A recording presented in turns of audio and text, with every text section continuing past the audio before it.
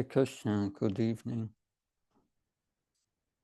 Om Ajnana Timranasya Jnanasana Shanakaya Chakshurun Militam Yena Tasmai Shigurave Namah Nama Om Vishnupadaya Krishna Pastaya Bhutale Srimate Bhaktivedanta Swamiti Namini Namaste Saraswati Deve Gauravani Pracharine Nirvishesha Sunyavadi Paskachai Desatarane. Hare Krishna. This evening we will continue with the study of the Nectar of Instruction, text 4. Tadati pratikrinati huyam akyati pritchati bhunkte bojayate sheva satvidam priti lakshanam. Offering gifts in charity, accepting charitable gifts, revealing one's mind in confidence, inquiring confidentially, accepting prasad, and offering prasad are the 6 symptoms of love shared by one devotee to another. We are continuing reading the purport.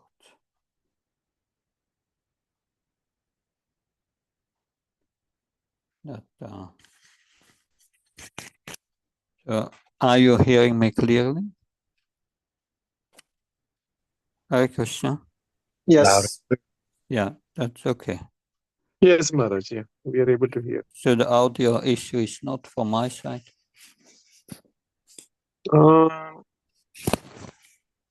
Yeah, I think we are hearing. Maybe Jeff Prabhu is having some issue. Yeah. Yeah. Okay. We continue reading the purport. The members of the International Society for Krishna Consciousness invite the society's members and supporters to dine with them when they hold love feast in all their branches every Sunday. Many interested people come to honor Prasad, and whenever possible they invite members of the society to their homes and feed them sumptuously with prasad. In this way, the members of the society and the general public are benefited. People should give up the company of so-called yogis, jnanis, karmis, and philanthropists because their association can benefit no one. If one really wants to attain the goal of human life, he should associate with devotees of the Krishna consciousness movement, because it is the only movement that teaches one how to develop love of God. Religion is a special function of human society, and it constitutes the distinction between human society and animal society. Animal society has no church, mosque, or religious system in all parts of the world. However downtrodden human society may be, there is some system of religion. Even tribal aborigines in the jungles also have a system of religion.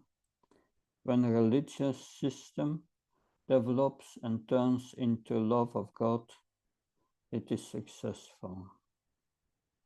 So in this paragraph, that Srila Prabhupada speaks about the Sunday feast, that the members, they benefit from sumptuous prasad. But of course, during the Sunday feast, we have also newcomers that they come into the 6 changes of love between devotees. That but like in Vrindavan, we do also food for life. We distribute prasad But to the distribution of prasad, first, it's important that those who come for the first time, they know it is prasad, and they hear also the holy name. It's not just distribution of food. That therefore, in Vrindavan, before they distribute the prasad, they let everyone chant the holy names of Krishna. So they give them also the holy name as gift. That and by that they will benefit. That so it is said here. It is the only movement that teaches one to develop God. So that's another point that Srila Prabhupada makes. That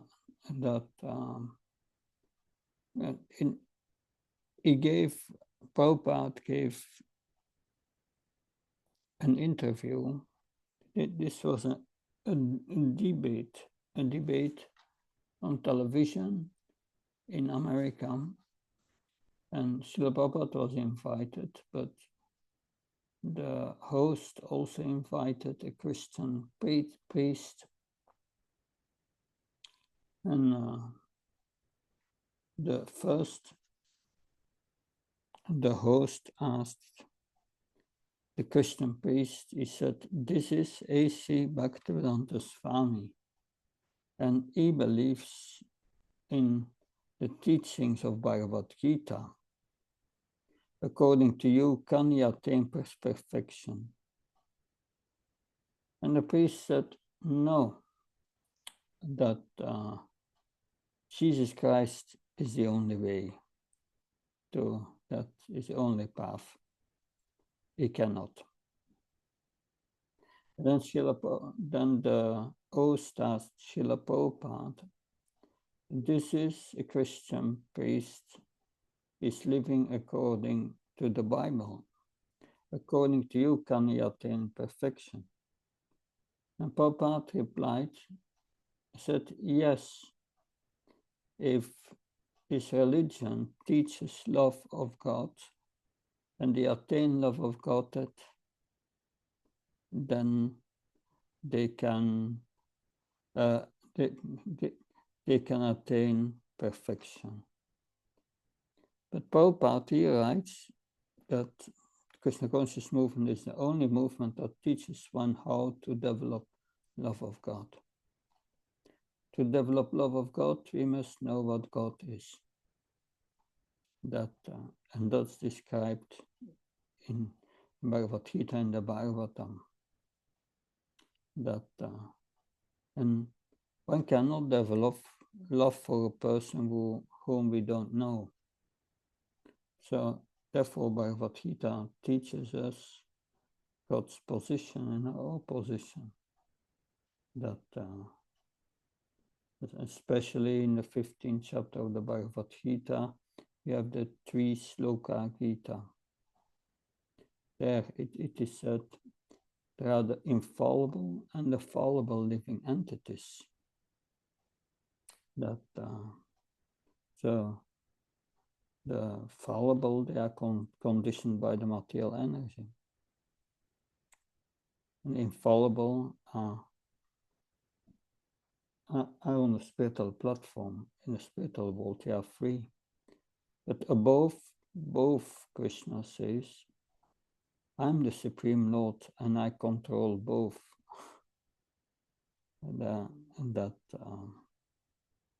So Krishna's position is clearly outlined in Bhagavad Gita. I is the source of everything, of all material and spiritual worlds.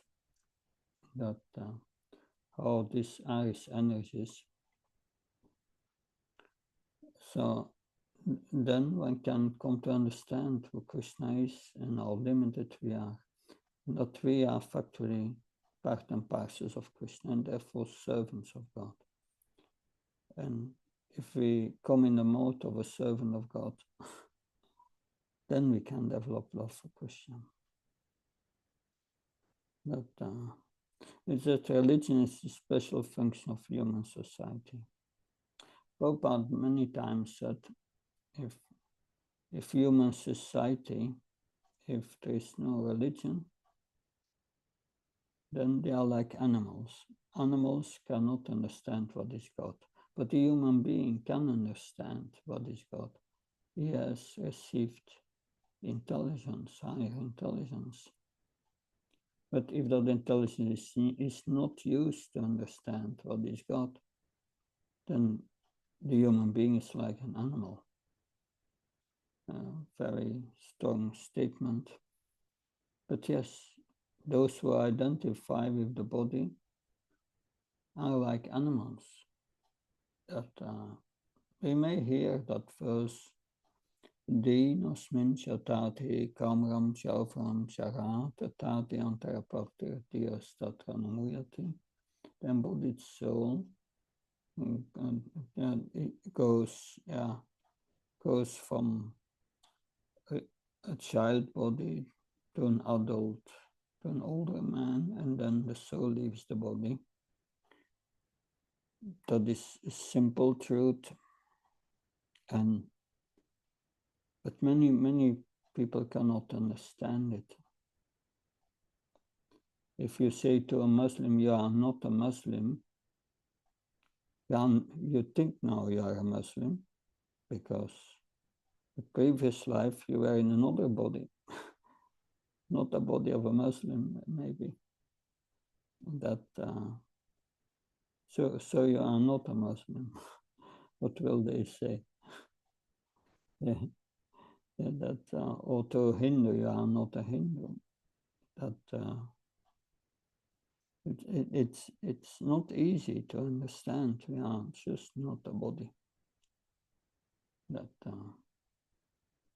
and when we are not understanding our position, then we identify with so many upadhis, so many false identification,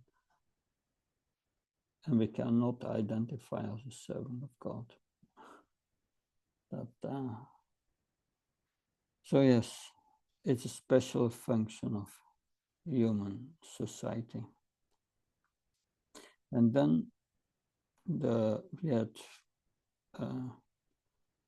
we have a definition here of pure devotional service from the first canto of the Srimad Bhagavatam. Can someone read this definition, please?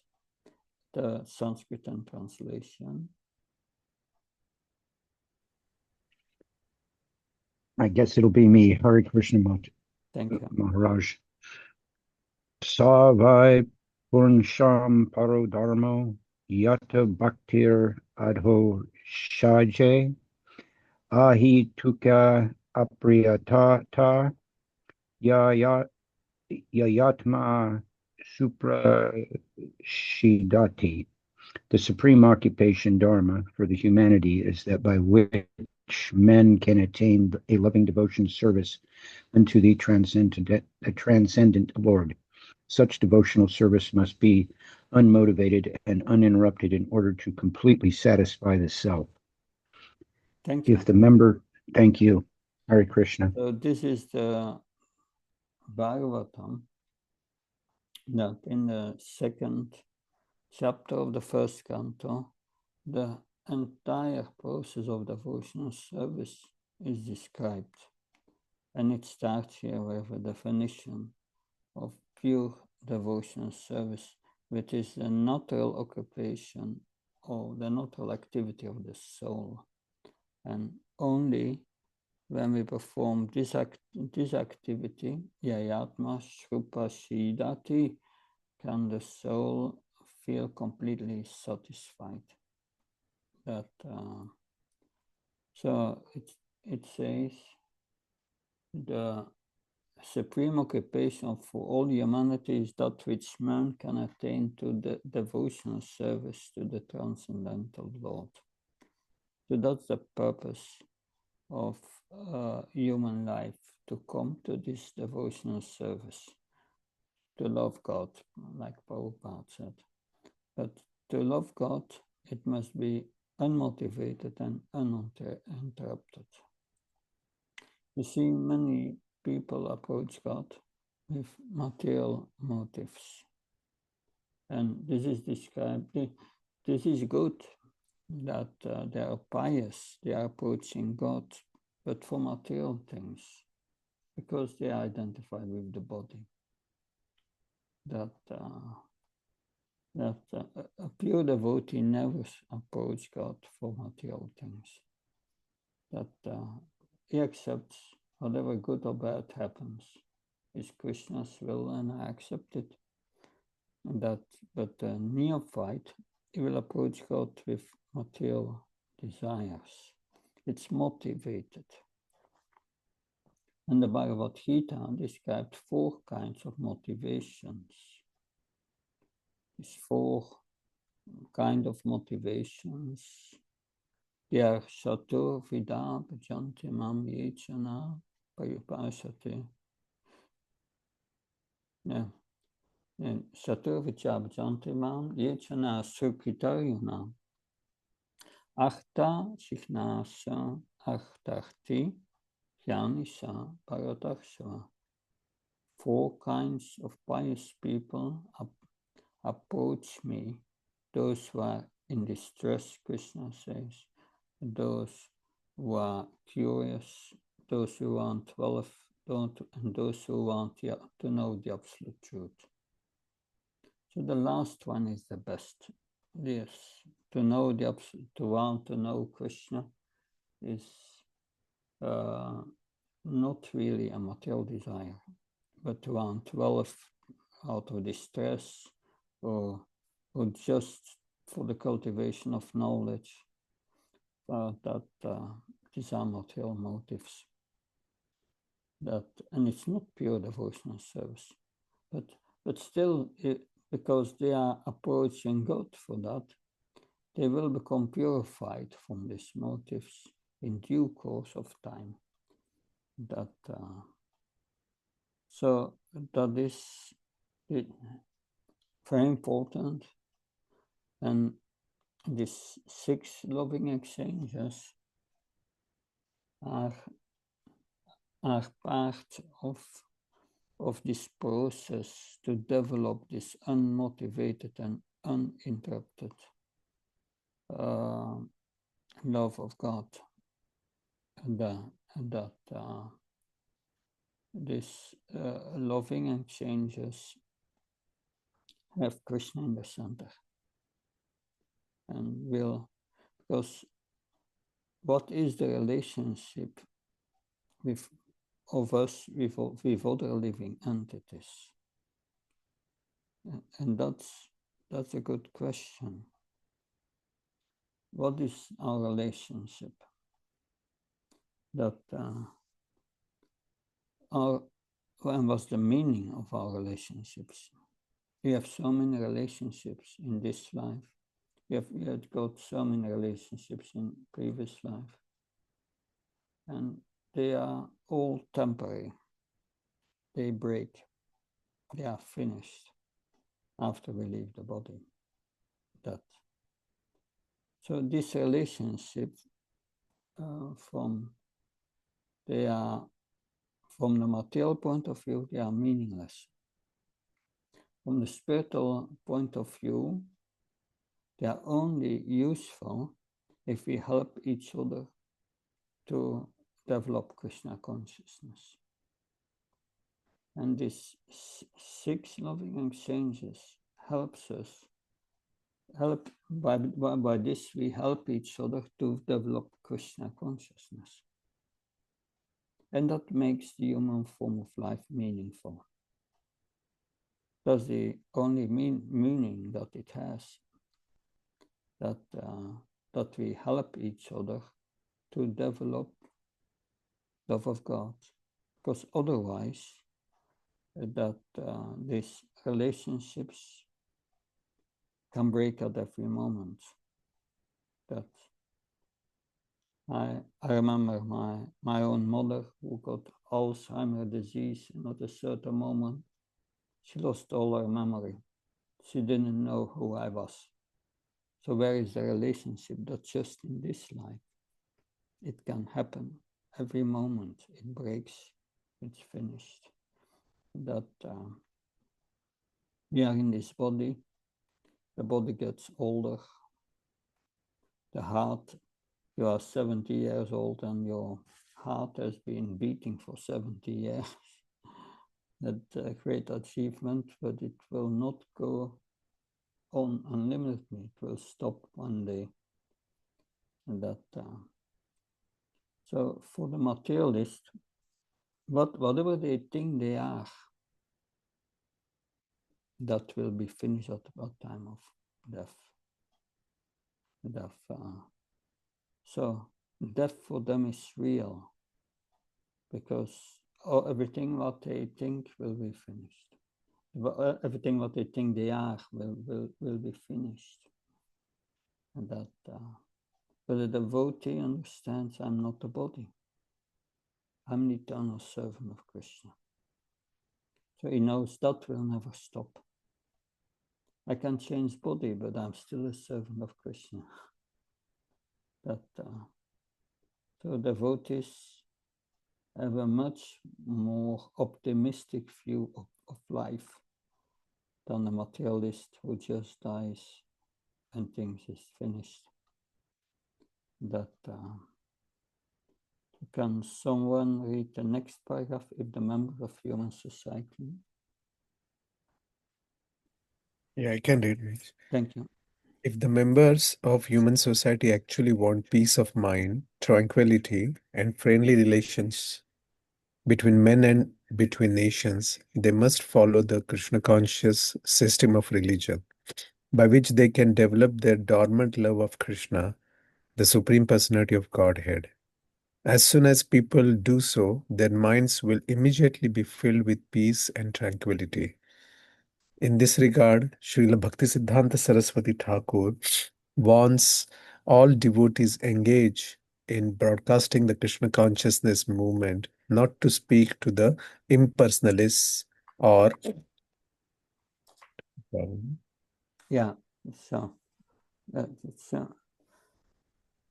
so let's discuss first this one paragraph that people want peace of mind, tranquility, and friendly relationships. That we are living in a society where that is based on exploitation, and one is educated in the schools like that, how to perform good so that one get a good job, a lot of money, and by that money one can spend and get sense gratification and fulfill all one's desires in this material world. Money is sweeter than honey. But in this material world, when one exploits each other for one's own sense gratification, then where is the peace?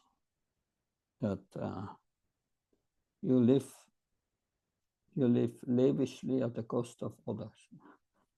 Because others have to serve you, then you feel good. That I'm taking from you and you give to me.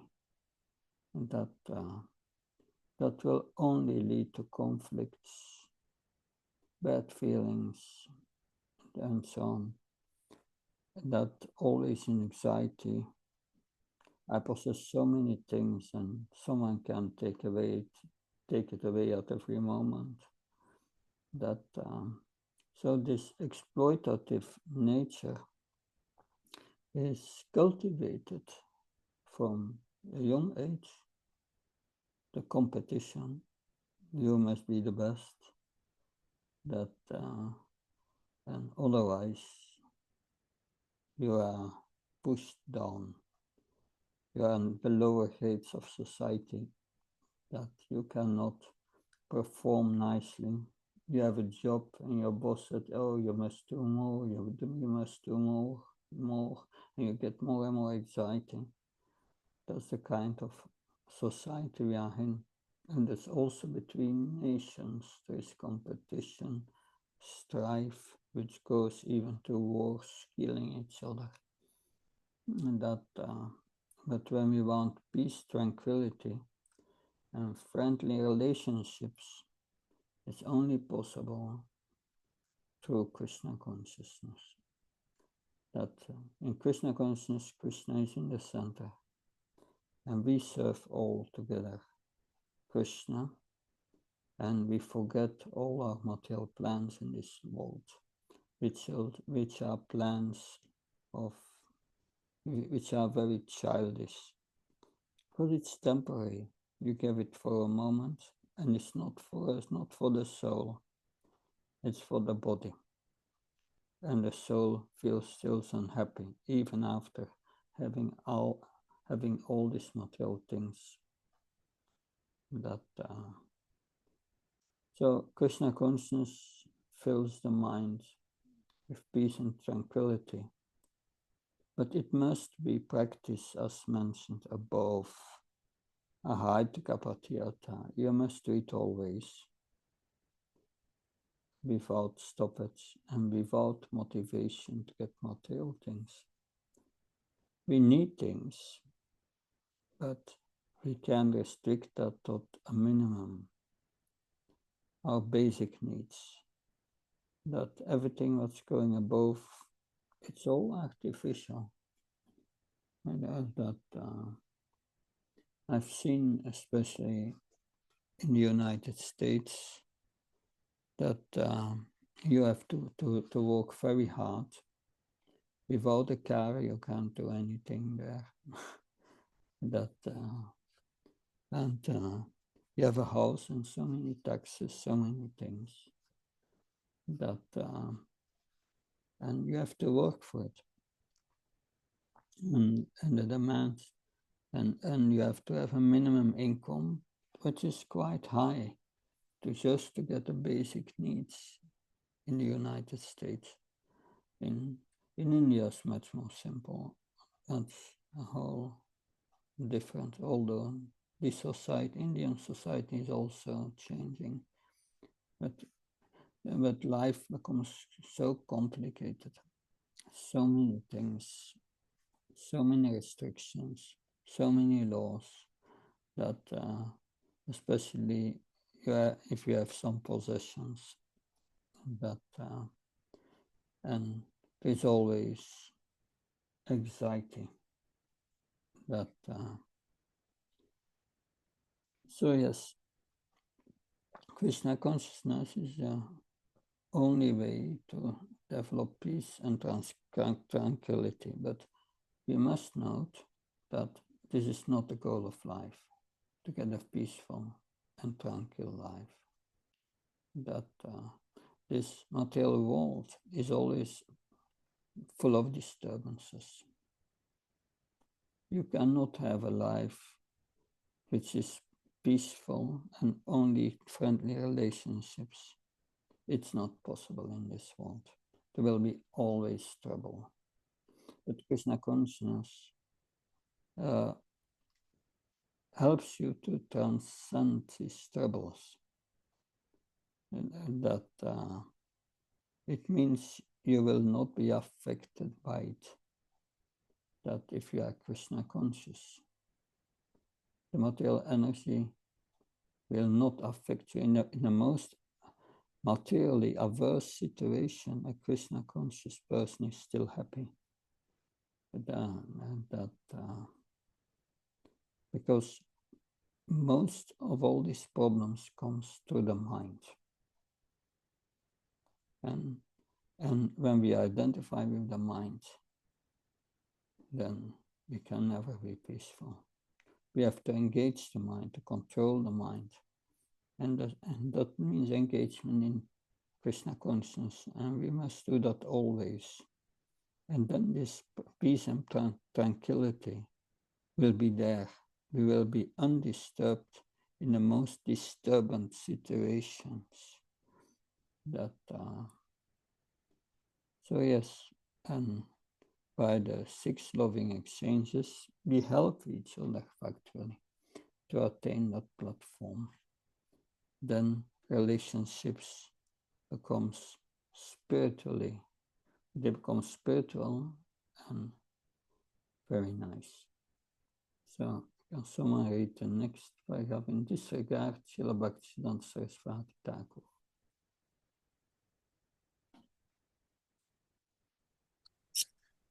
In this regard, Srila Bhaktisiddhanta Saraswati Thakur warns all devotees engaged in broadcasting the Krishna consciousness movement not to speak to the impersonalists or Mayavadis, who are always determined to oppose such theistic movements. The world is full of Mayavadis and atheists, and the political parties of the world take advantage of Mayavad and other atheistic philosophies to promote materialism. Sometimes they even back a strong party to oppose the Krishna consciousness movement. The Mayavadis and other atheists do not want the Krishna consciousness movement to develop because it educates people in God consciousness. Such is the policy of the atheists. There is no benefit in feeding a snake milk and bananas because the snake will never be satisfied. On the contrary, by taking milk and bananas, the snake simply becomes more poisonous. Kevalam visha vardhanam. If a snake is given milk to drink, its poison simply increases. For a similar reason, we should not disclose our minds to the serpent Mayavadis and Karmis. Such disclosures will never help.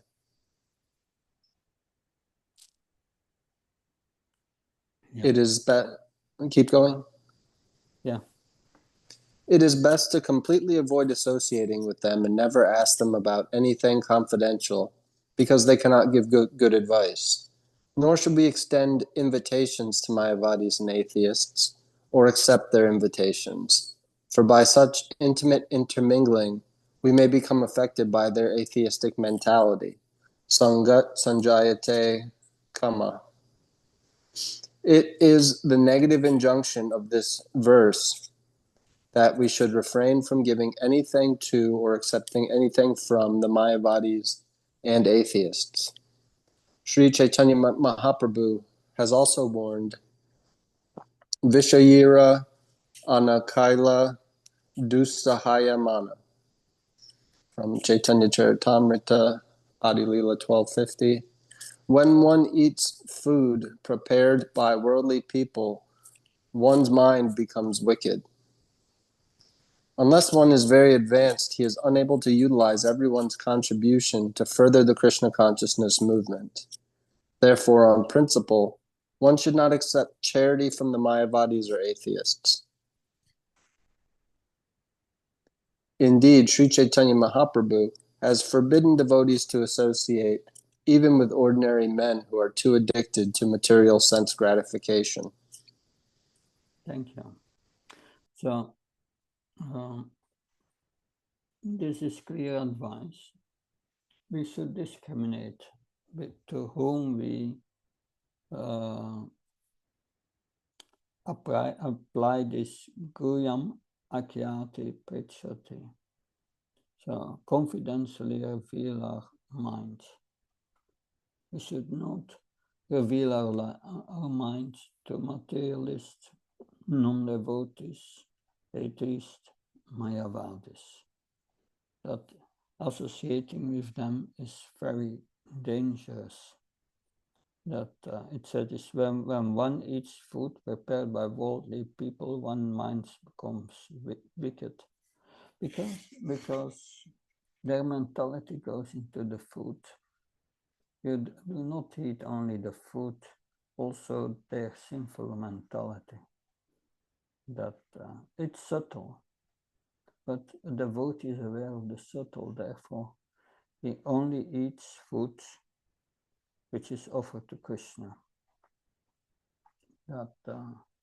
But not only should one discriminate with that, one should not reveal one's mind by to materialistic people, or hear them revealing their mind to you, because it will affect you. That so this is something to be very careful. But in addition to that, we should also be careful with revealing our minds. We should reveal our mind to equals in devotional service, or to those who are more advanced to us. We do not reveal our mind to those who are lower, on a lower basis, that who are neophytes, who are beginners, that and who are on a lower stage. That will not help. They cannot give us good advice. So that indicates that we must know who is advanced and not advanced, to apply these 6 loving exchanges correctly. And that will be the subject of the next verse, which explains the different levels of devotees, so that we can associate with them properly. Because there is also etiquette with seniors, with juniors, that we need to learn. That so one should not give charity from the Mayavadis or atheists. That it brings a sometimes difficult situation. Charity, certainly not in the form of food. That's dangerous. And today we speak about atheists, but we are in a so-called secular society, which means atheistic. The whole society is based on that.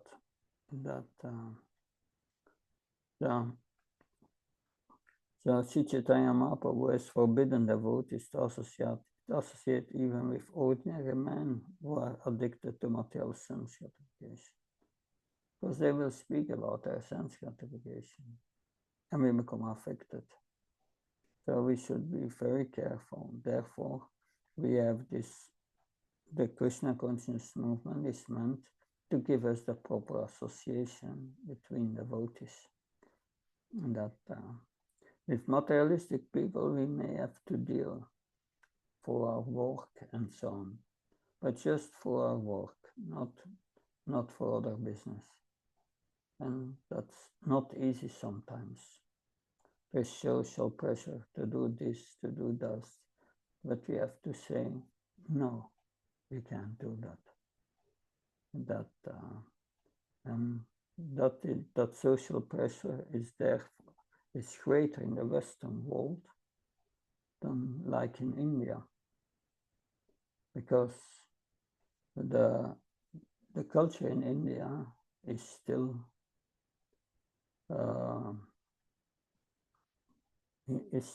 more conducive for spiritual life, despite the degradation that's going on there. That when I fly with Air India, you can still eat some fruits on the airplane. That a Jain meal, but I don't recommend it. Better to take your own prasad. But you have still vegetarian food. When I'm flying with some other Western flight company, that I went to America, and they give you the choice between 2 meat dishes on the airplane. No vegetarian. But still, there's a difference. But yes, we have to be very careful not to accept their association, but we give our association, but we cannot accept their association. So we give to them Krishna consciousness, we give to them prasad, but we don't hear their philosophy. We don't accept food from them. So we should always be conscious. We are going to travel, we take prasad with us, you prepare. That you are going on the airplane, you take your books with you that you can read, that you are absorbed in Krishna consciousness and you chant. But don't look at the screens on the airplane or all these things. It requires a lifestyle which facilitates these 6 loving exchanges. Now we have here the conclusion. Someone can read the conclusion. The conclusion, yeah.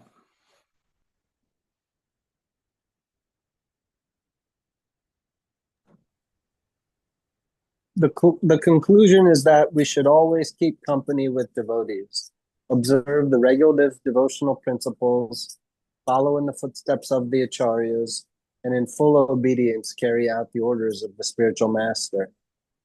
In this way, we shall be able to develop our devotional service and dormant Krishna consciousness.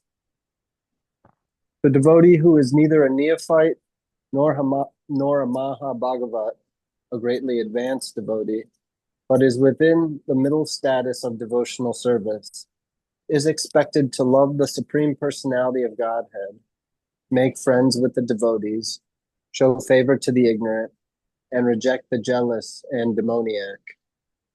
In this verse, there is brief mention of the process of making loving transactions with the Supreme Personality of Godhead and making friends with the devotees. According to the Dadati principle, an advanced devotee is supposed to spend at least 50% of his income on the service of the Lord and his devotees. Srila Rupa Goswami has set such an example in his life. When he decided to retire, he distributed 50% of his life's earnings to Krishna's service and 25% to his relatives, and kept 25% for personal emergencies. This example should be followed by all devotees. Whatever one's income, 50% should be spent on behalf of Krishna and his devotees, and this will fulfill the demands of Dadati. In the next verse, Srila Rupa Goswami informs us what kind of Vaishnav should be selected as a friend and how Vaishnavs should be served. So this principle of giving charity is especially the dharma of the householder. He must give charity. That if one cannot, Prabhupada said, if one cannot give 50%, one can give 40%, 30%, 25%, but one should give something. That's important. That in the purport here, Prabhupada says that the one who is not a neophyte, but who is not advanced either, who is in the middle class, how should he relate with others? This requires discrimination, and that discrimination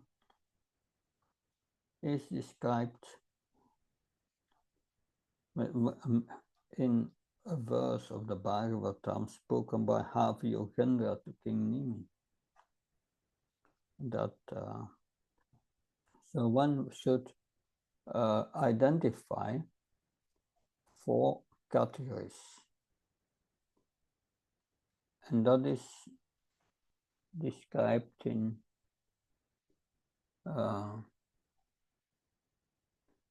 11.246. Ishvara dat adine subali sesit vivachasa. Prema maitri kipo preksa yat kaud samatya.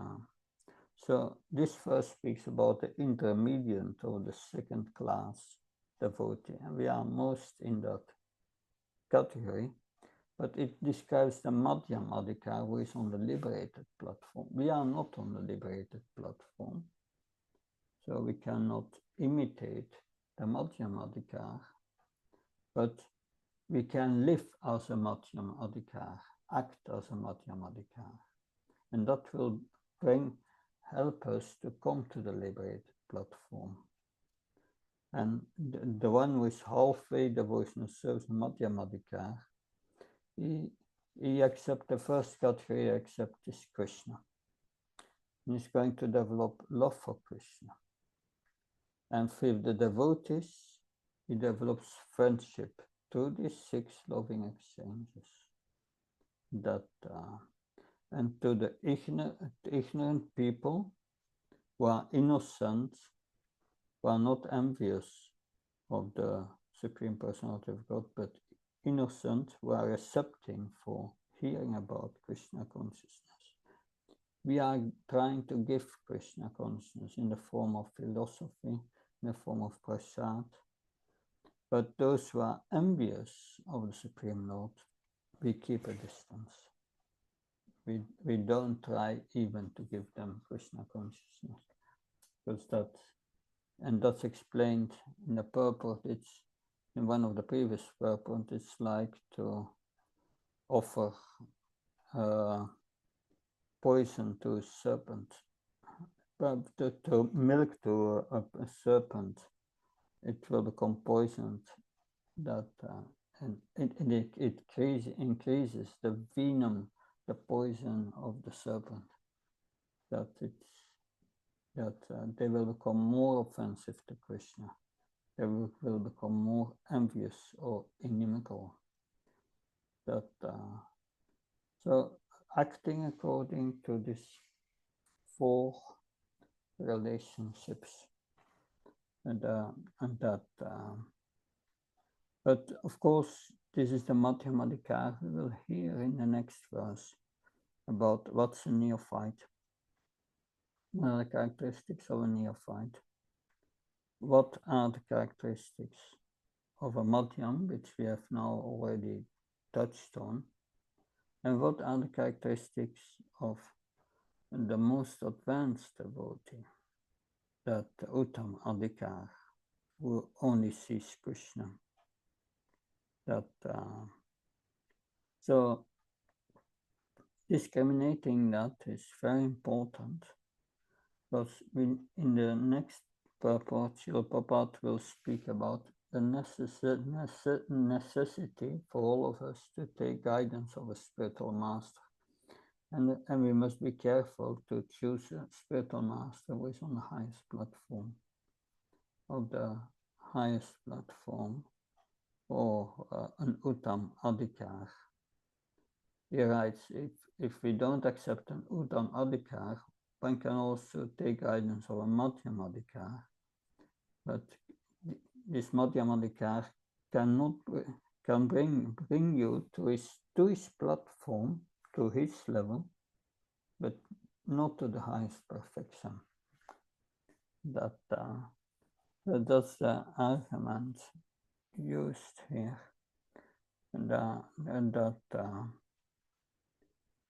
So we have learned about these 6 loving exchanges, and it's important that we should apply this.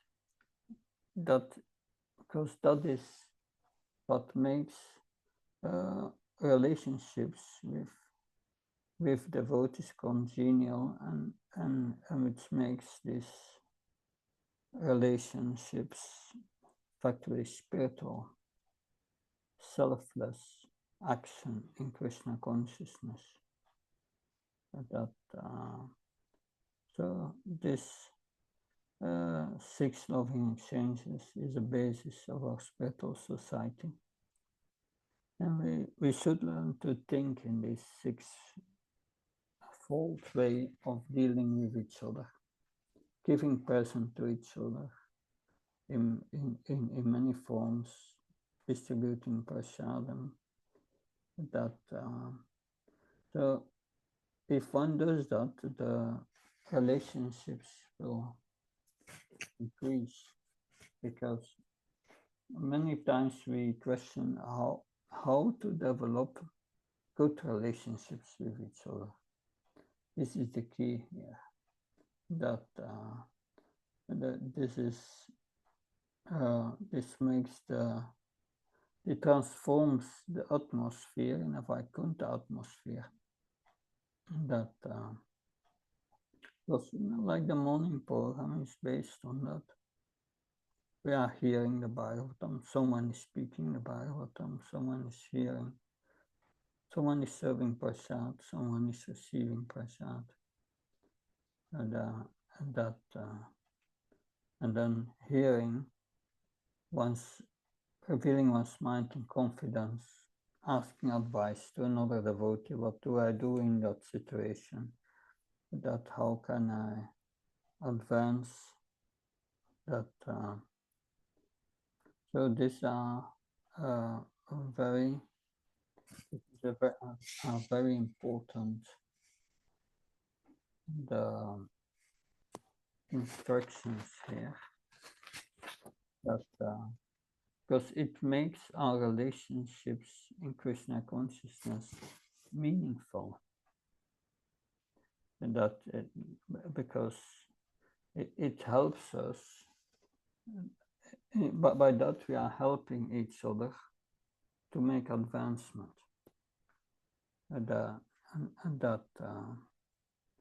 And we are helping each other to come closer to attaining the purpose of life. It's a society based on knowledge, on getting a clear goal. That the materialistic society has no clear goal. Most think it's just sense gratification, satisfying one's lust. This is a characteristic of the demoniac mentality. And that so we will stop here. Are there any questions? That please.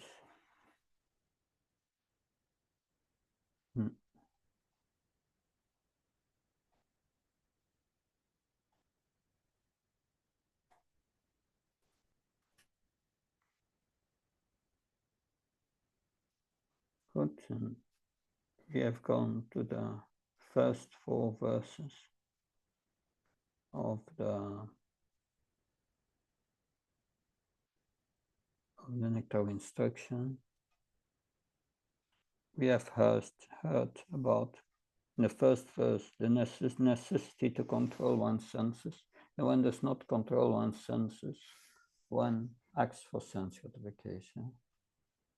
And we cannot develop spiritual relationships. In the second verse, we have heard things not to do, because that will fuel our materialistic mentality. In the third verse, we have heard things to do that will make the spiritual advance. So if we accept both, then we can start to have nice relationships with others. And how to act in this relationship we have heard in this verse. But next verse we will hear about the different levels of devotees, and we will focus on how to act in relationship with different levels of devotees, which is also a very important aspect. Any comment? Hare Krishna Maharaj, thank you for the class. In the first verse, I was thinking about that. It mentions that one has to learn to tolerate the mind's demands. It uses that language, to tolerate. That seems like when we tolerate something, we kind of just let it go on, and we do our best to ignore it, and to, it's not trying to stop it. Is So it seems like it's saying that one learns to just leave the mind alone in a way, and not be disrupted by materialistic thoughts, as opposed to a materialistic thought comes into your mind and you're trying to fight it, instead of this, using this word tolerate makes it seem like a different kind of action. Is that at all correct? That this verse speaks about controlling the senses. That controlling is an active principle. That, but yes, one has to tolerate, but one is also to control. That means in our mind we have to put barriers. That, like the 4 sinful activities we cannot do. When the mind proposes that, we put a barrier, we say no. That should be clear. And we should engage the mind in Krishna conscious activities. If the mind is engaged in Krishna conscious activities, it will not come up with all this nonsense which we have to tolerate. So it's Krishna consciousness means action. Blocking sinful thoughts and so on, we say no to the mind. And at the same time, engage the mind positively. That the mind will say you should be depressed now, and we should tolerate. No, we are engaging the mind in Krishna conscious activities, and by that the mind will become joyful. So it's action. That, but we have to tolerate the urges. That because there is this barrier. We cannot get the mind pushing us to get over and disrespecting these 4 regulative principles. There we have to say no. But always to say no, that's not spiritual life. Engage the mind in positive activities. Then the mind will not be busy with thinking about these things and so on. So that's the practice of Krishna consciousness. That, yes, we need to tolerate the urges and not agree to follow the urges. That, but don't make the urges go up. Follow the second verse of Nectar of Instruction. Atyahara. Don't eat too much. If you eat too much, the urges will come so high that they push you through the barrier.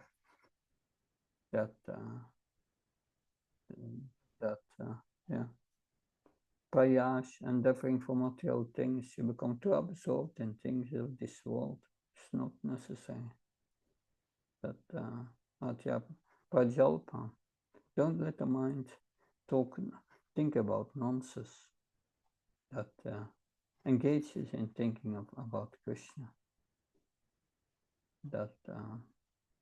So this, therefore, there's a 2nd and a 3rd verse to regulate the mind in Krishna conscious activities.